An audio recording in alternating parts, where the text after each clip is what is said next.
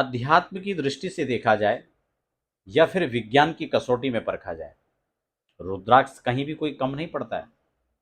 रुद्राक्ष की अनंतानंत महिमाएं हैं। रुद्राक्ष को जब भी आप धारण करें तो भगवान शिव के प्रसाद को स्वीकार करके आप धारण करें। फिर इसका जो फल है वो किसी सीमा में नहीं, अपितु जो रुद्राक्ष की वास्तविक महिमा है और उसका रुद्राक्ष का जो वास्तविक फल है वो आपको प्राप्त होगा। इसीलिए हम आज चर्चा करेंगे कि कौन सा रुद्राक्ष आपको धारण करना है, कैसे धारण करना है, क्या विधि है। चर्चा को आगे बढ़ाएं। पहली बार चैनल पर विजिट कर रहे हैं तो चैनल को सब्सक्राइब करके बेल आइकन जरूर प्रेस कर लीजिए, क्योंकि यहाँ पर अध्यात्म, ज्योतिष, वास्तु, रत्न, रुद्राक्ष या इसी प्रकार की और भी खास चर्चाएं आपको देखने को मिलेंगी। जैसे कि मैंने पहले कहा, रुद्राक्ष को सिर्फ एक किसी खास फायदे के लिए नहीं, बल्कि रुद्राक्ष को सिर्फ महादेव का प्रसाद समझ करके आप स्वीकार कीजिए, उसी रूप में उसको धारण कीजिए। इसके कोई एक फायदे नहीं है, अनेक फायदे हैं। इसलिए किसी एक फायदे को बता करके और उस रुद्राक्ष की महिमा को बता देना, मुझे लगता है वो रुद्राक्ष की महिमा पर कहीं ना कहीं उसके फल में न्यूनता को लाना है।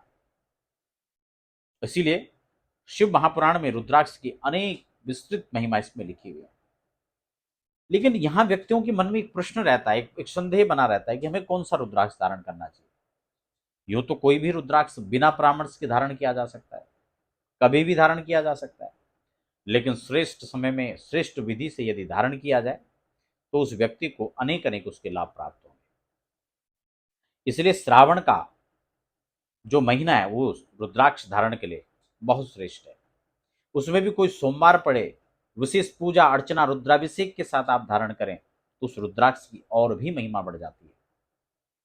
इसीलिए अब हम प्रत्येक व्यक्ति के लिए कौन सा रुद्राक्ष धारण करना है उसको हम लोग समझेंगे।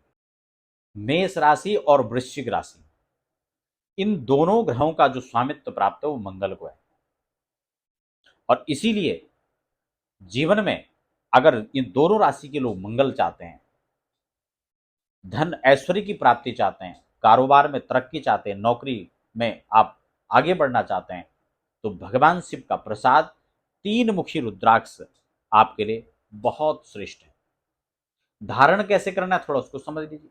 कोई भी सोमवार हो, आप लाल रंग के धागे में या काले रंग के धागे में आप यदि विशेष रुद्राभिषेक वेद मंत्रों के साथ अगर उसको प्रतिष्ठित करके पहनते तो बहुत अच्छा लाभ करेगा। नहीं तो आप सामान्य रूप से घर में कच्चे दूध और गंगा जल से इसको धो करके पूजा करके गंधाक्षत पुष्प से और 108 बार ओम नमः शिवाय का जप करें और फिर इसको धारण करें। फिर इसके चमत्कारिक लाभ आप अपने जीवन में देख सकते हैं।